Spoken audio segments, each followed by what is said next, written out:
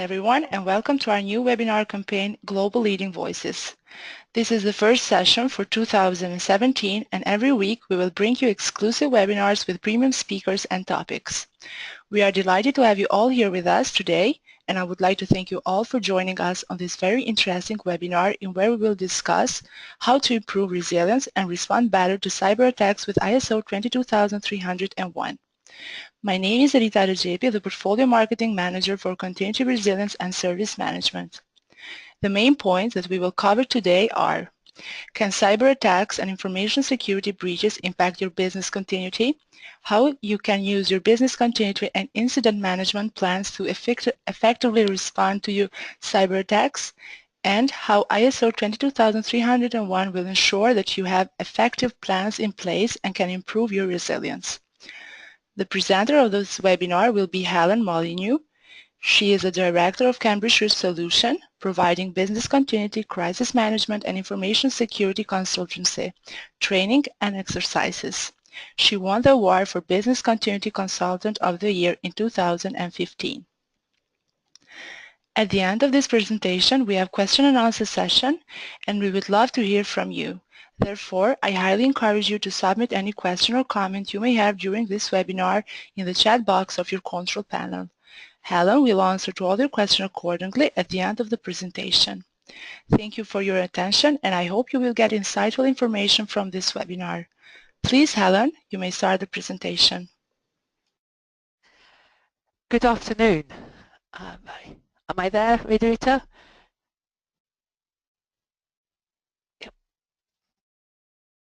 Yes, Helen, you can continue.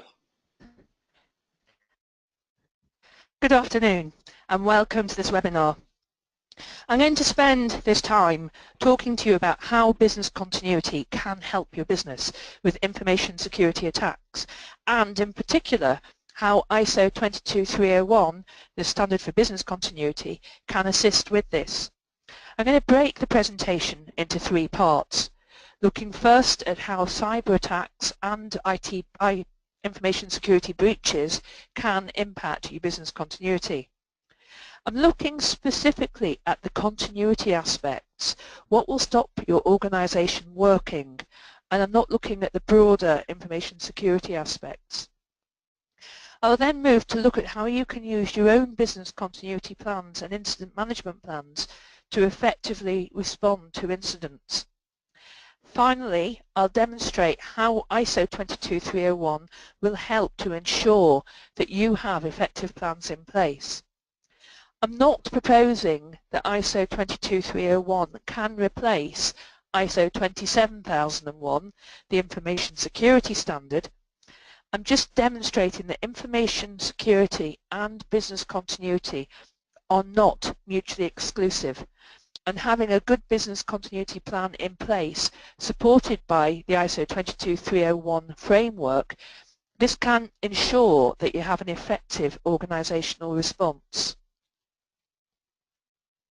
So, let's start by looking at how cyber attacks and information security breaches can impact on your business continuity. In other words, how such attacks and breaches can limit your business operating normally.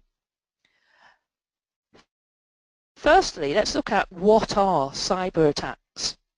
There are a range of definitions out there. Just putting cyber attacks into Google will bring up lots of definitions. As an example, the Oxford Dictionary describes it as an attempt by hackers to damage or destroy a computer network or system. I'm not totally sure that this definition is all-encompassing, and I'm not sure it would have covered the attack that we had our business on Boxing Day 2 years ago when someone just changed the homepage on our website. Techopedia suggests that it's a deliberate exploitation of computer systems, technology-dependent enterprises and networks. Again, I'm not totally sure that this would cover our homepage being changed. Wikipedia has a much more far-reaching definition.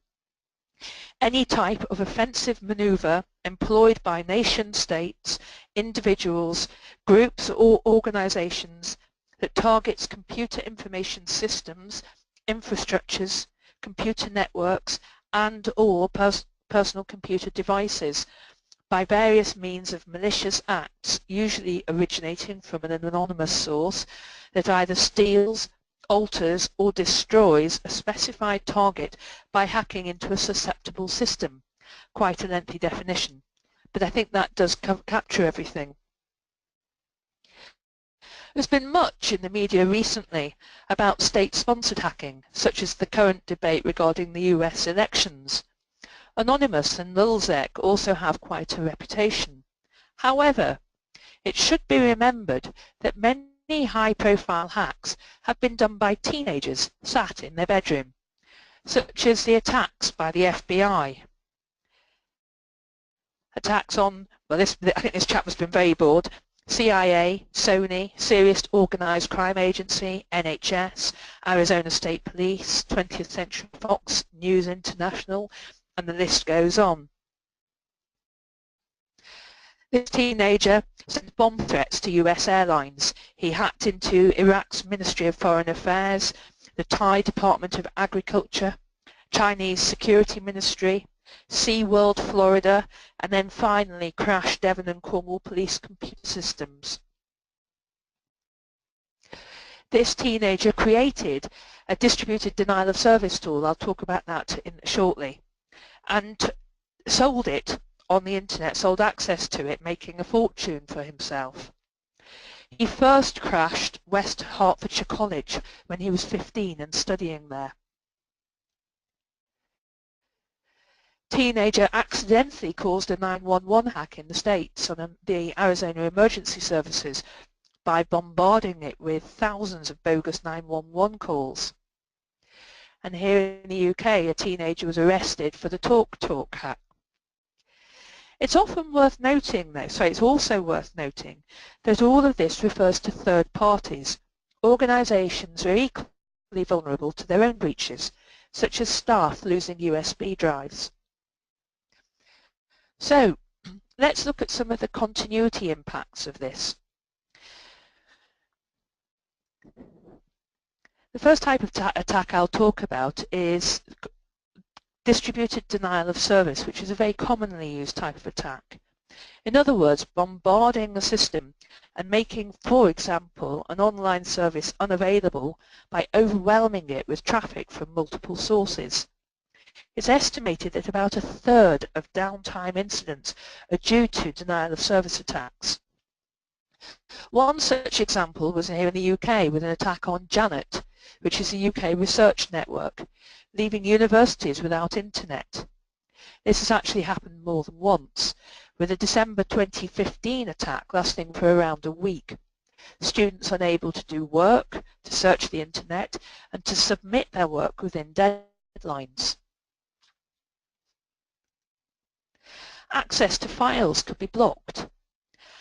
One example of this is the fairly massive information security breach that Sony experienced in November 2015. Can you imagine coming into work and finding no email, no voicemail, no production systems, nothing? What would your organisation do? Files can be corrupted, such as through malware. Often the worrying thing with a lot of these breaches is a delay in actually identifying the breaches. A report in July 2016 by Gartner suggested that the average time to detect a cyber attack is 205 days. Imagine the potential impact on your business if you do not even know that files, system access has been corrupted and the work involved in tracking backwards to before the attack. Loss of files. Files can be lost by your own staff, let alone through attacks by third parties. If we go back to the example of Sony, a huge amount of data was wiped clean and destroyed. This would have a massive continuity impact on any business. A loss of services will inevitably lead to transference. As an example, if you can't do a transaction online, for many, the next step would be to call, either to query availability, to query when the online service will be back up and running, or to complete the transaction online. It's worth noting that for many organisations, the move to online services has meant a reduction in call centre staff. Many business continuity plans will refer to the need to be able to deal with an increase in the volume of calls. Ransomware has hit the news a lot recently. This is where people's computers and files are blocked and a specific code is released when money has been paid. These are a couple of examples from a quick Google search. The Lincolnshire County Council instance, the staff had to revert to manual processes for about a week.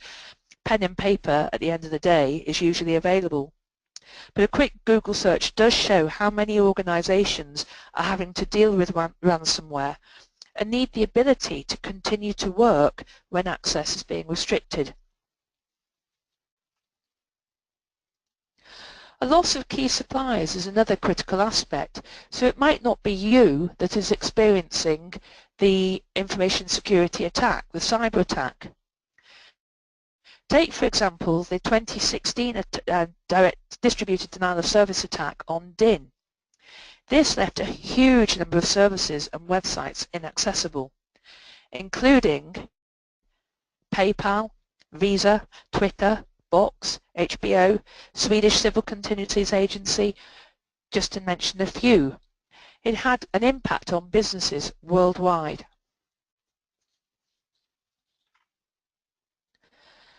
Amazingly, there's even evidence of attacks, cyber attacks, causing physical damage. Hackers took control of the production software at a steel mill in Germany. They accessed the plant's control systems and prevented a blast furnace from initiating its security settings, causing physical damage to the infrastructure. This was a novel technique that hadn't been seen before. So, having seen the breadth of impacts from cyber attacks and breaches and how they have the potential to limit your organisational continuity, how can your business continuity and incident management plans help you to respond effectively? Most organisations that do have a business continuity plan and an incident response team under whatever guise it is, incident response, crisis management, it's unlikely that you would have more than one team unless you're a particularly huge organisation. A specialist IT cell or security cell would obviously be needed to look at the IT aspect, much as they would do for a loss of IT in a normal disaster scenario. But if you have an effective incident response team with representation from operations, facilities, IT, finance, HR, communications, this would enable a rapid and coordinated response to any form of business interruption, regardless of the cause. And for this, plans should therefore focus on the effect and not on the cause of the incident. Equally, an effective communications plan will enable speedy communications as necessary to staff, visitors, contractors, other people that are on your site, interested parties, customers, owners, suppliers, other stakeholders, the media, and obviously social media is a huge element these days. And this should include updates and information on the steps that you have taken so far.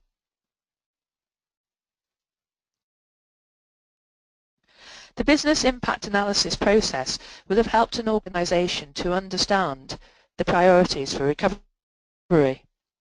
What are your key products and services? Who are your key customers? By identifying and understanding what these are, this will assist with a smooth and ordered recovery, focusing on those key priorities. An effective business continuity plan will also have identified recovery resources. Things such as work area recovery, your IT backup and recovery regime, manual workarounds, alternate sites, even mutual aid.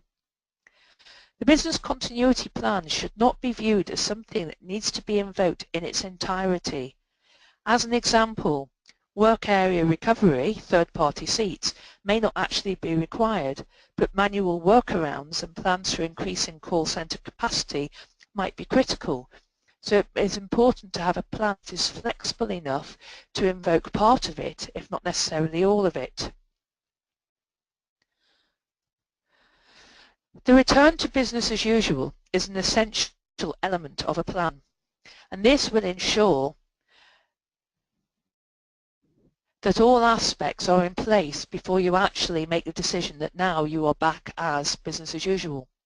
Communications and liaison with loss adjusters, insurance, salvage of any files or archives, ensuring that your IT and telephony have been effectively recovered without any breaches or holes or blocks or malware, communications with customers and media. An additional aspect that's possibly not captured in many business continuity plans would be the need to maintain relevant evidence. It is likely that the police, the law enforcement agencies would have been involved with any sort of cyber attack, and it's critical that you do maintain evidence of that incident. So, a business continuity plan will help you to recover. But what additional reassurance can ISO 22301 give you?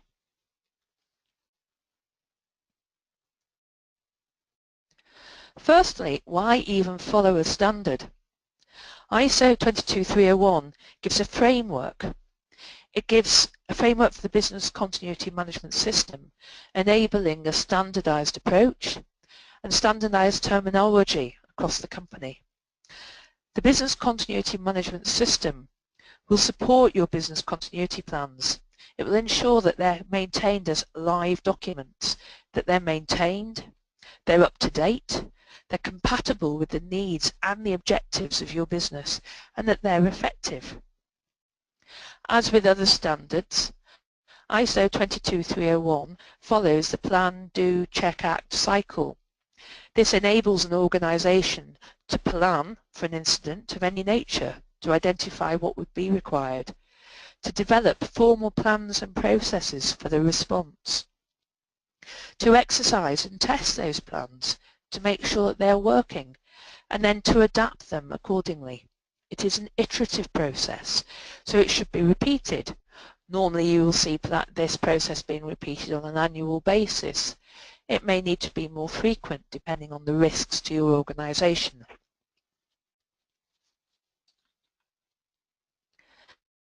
You'll be relieved to know that I'm not going to read the standard to you. It's quite dry reading. But I am going to highlight some of the key clauses which will ensure that you have effective plans and that will help to improve your resilience. But it's worth noting that probably every paragraph in ISO 22301 can be seen as having relevance to an information security response. Take, for example, clause 4.2.1. This is about identifying the requirements and needs of the interested parties, or firstly identifying who are the interested parties, so who are the stakeholders and what are their requirements. From a business continuity aspect, this won't necessarily pick up all the information security aspects, such as data protection. But it will, for example, highlight the fact that the records need to be maintained for a period of time, continuity of access, the ability to contact. So, for example, government bodies, taxation bodies will require documents to be kept for a period of time. Employees need access to files and websites to be able to do their job. Customers will be expecting you to be able to access information. They'll be expecting to be able to complete transactions with you, whether online or by phone. ISO 22301 has quite extensive requirements regarding communications, both the nature of the communications and the physical methodology. How will you communicate if email is down? What about when the internet is down and if you use voice over IP? And to whom will you communicate? Regulators, staff, customers, law enforcement agencies? It's also important to consider the content of communications. It's been interesting listening to the radio recently. 2 days ago, there was an expert saying that the breach of the Democratic Party IT servers was the hacker's fault, and that you should not blame the victim for poor security. But then today, the blame went the other way. It was the government's fault for poor security, and therefore Chelsea Manning should not have had as steep a sentence. Which approach will you take in your press release? Is it the hacker's fault, or is it yours? Are your systems and your processes strong enough to rebuff them? Risk assessment.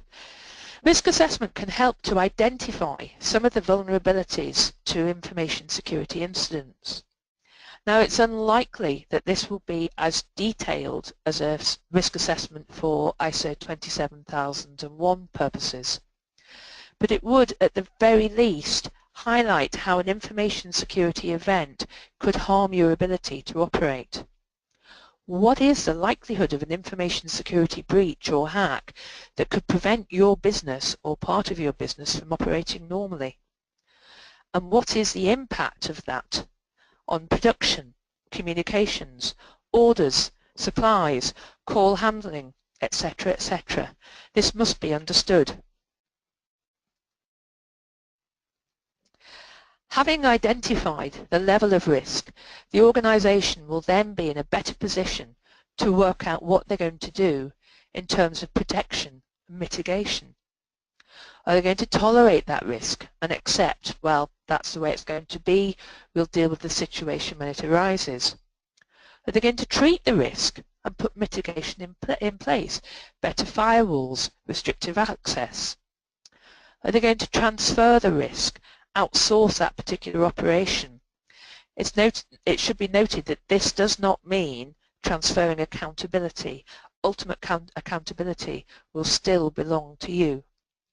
Or will they terminate the risk? Will they actually stop doing that activity and decide it is actually just too risky?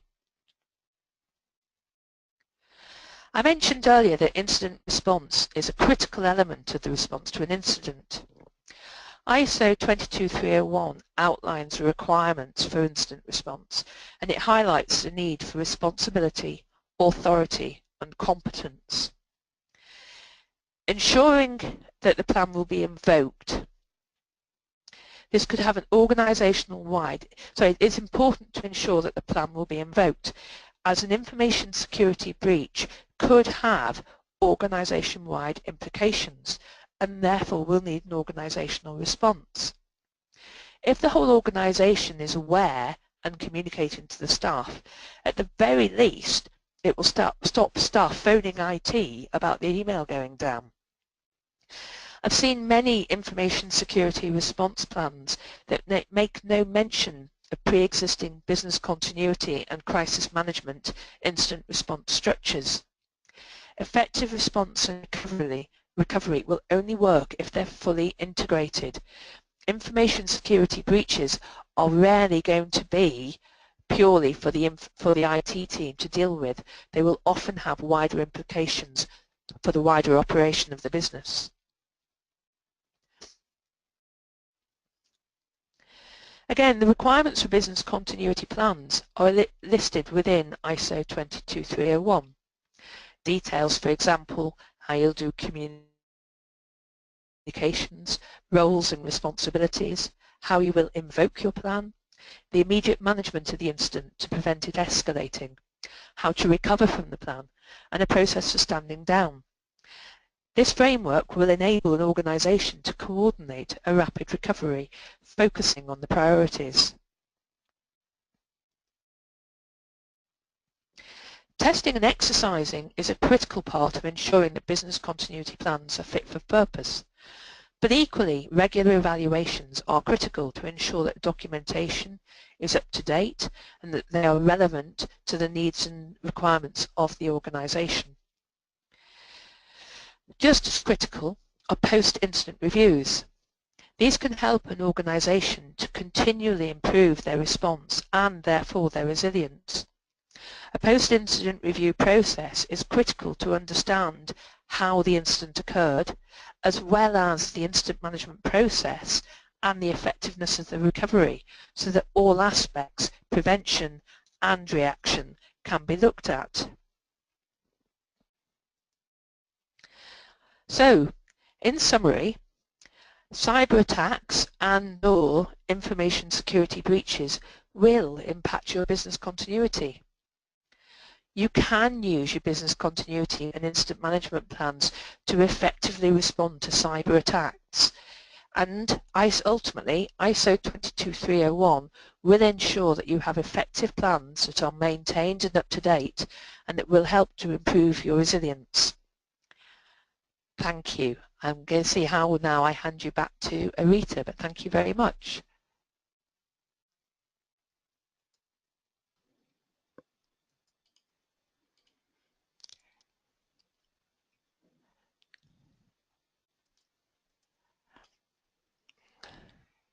Thank you, Helen, for this very informative presentation.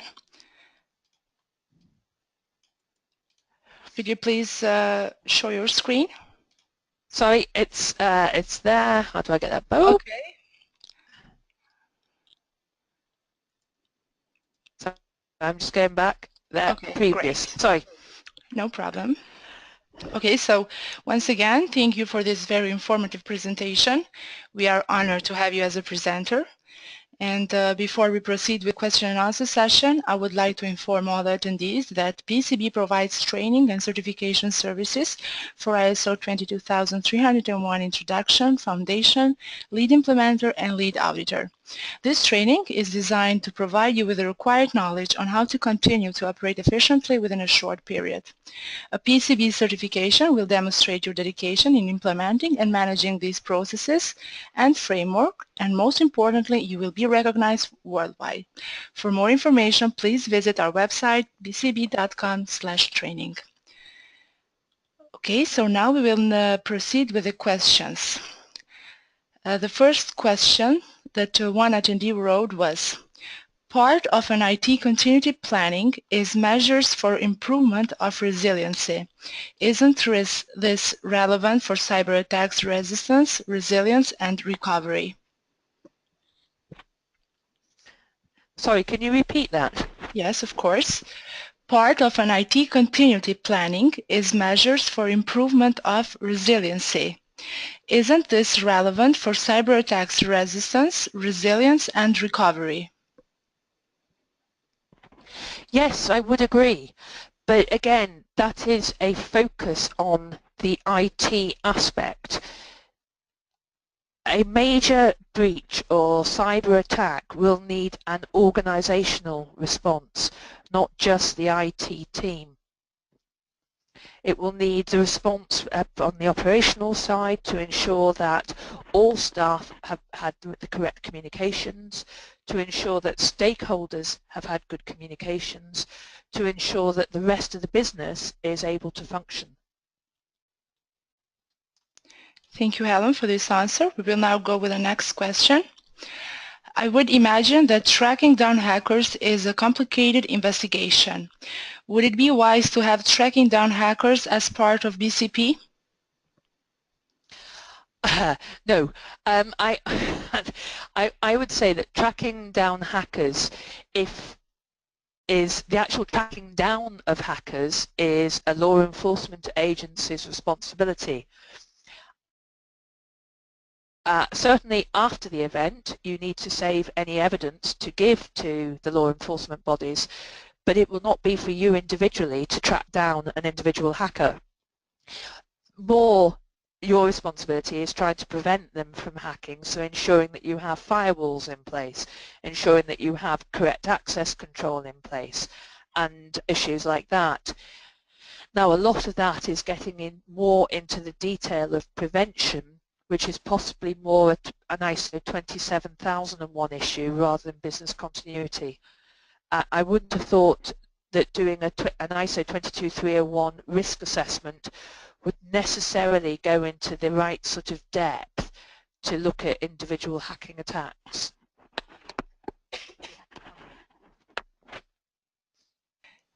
Thank you, Helen. Now we will go with the next question.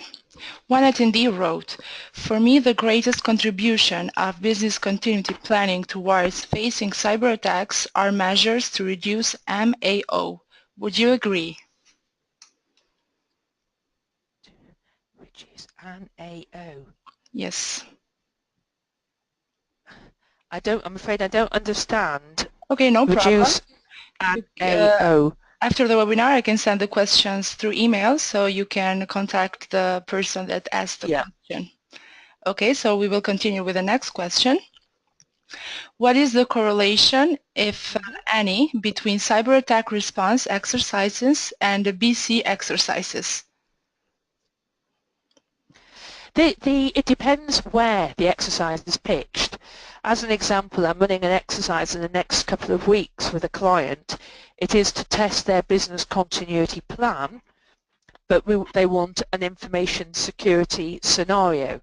So I will come up with a scenario that will impact the business, and we will look at the business response as opposed to an information security response, because if I wanted to look more at just the cyber attack bit, then it would be an IT exercise doing something quite different. But in terms of a business continuity exercise, I'm looking at the broader business. Thank you, Helen. The next question is, how do you manage the handover from your normal incident management processes to business continuity?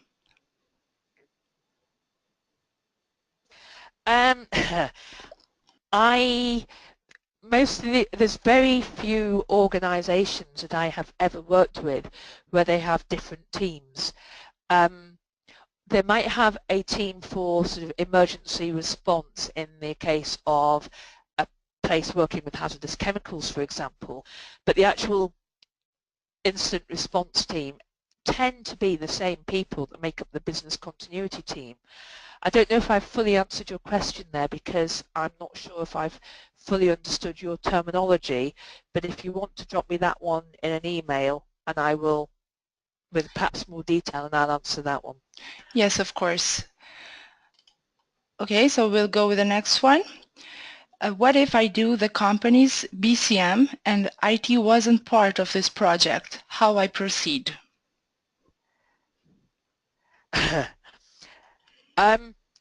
I would be concerned that IT was not part of a business continuity project, given that they are so fundamentally a part of a business these days. To me, a business continuity project is about understanding the requirements of the business and then going to the providers, their sort of back office functions, of which IT is one, and saying, well, this is what we require, can you provide it? Now, unless you're a business that does not have any IT, I would be concerned that IT aren't involved. Equally, there's the separate issue of what about the IT business continuity in terms of, for example, the help desk. How many members of staff do they need for the help desk? How many members of staff do they need for first, second, third line support? I would be amazed that IT were not part of a business continuity management project. Thank you, Helen. It seems like we have a lot of questions, so we are only going to get to answer 2 more since of the time limitation. So we will go with the next one. One attendee wrote, is there any technique to model or predict cyber risk loss? Oh God, I am not a cyber risk insurer. I am quite sure that there are models out there, but realistically, if you're going to, there's 2 aspects to look at. in terms of the actual cyber attack and the time that is spent dealing with that, and then also business continuity losses, I think they're two different aspects, but if you need precise figures, you probably need to speak to insurers. But you will know from a business continuity program roughly what the impact would be of not operating for a day, or what the impact would be for not operating for a couple of days. In terms of the cost of the cyber attack itself, when you factor in regulators, fines, and all the other implications. I mean, for example, the new GDPR in Europe will have huge implications for fines. So again, it's much wider than continuity. There's all the other aspects that come into it. Thank you, Helen. So because of the time limitation, we will now go with the last questions, and the remaining ones will be answered through email by Helen after the webinar. So the last question is, isn't it so that the more you are dependent on your data, the more you need to verify periodically your processes and controls on 22301 and 27001? Part of me thinks yes, but the other part of me, it's very much down to your risk appetite. I have some organisations that believe that they have very high availability IT solution, which is they're completely dependent upon, but they've taken every step that they can imagine to make it as resilient as possible, and therefore they don't need to check it as often as, you know, at one point they were checking it quarterly, and now they check their systems and processes annually.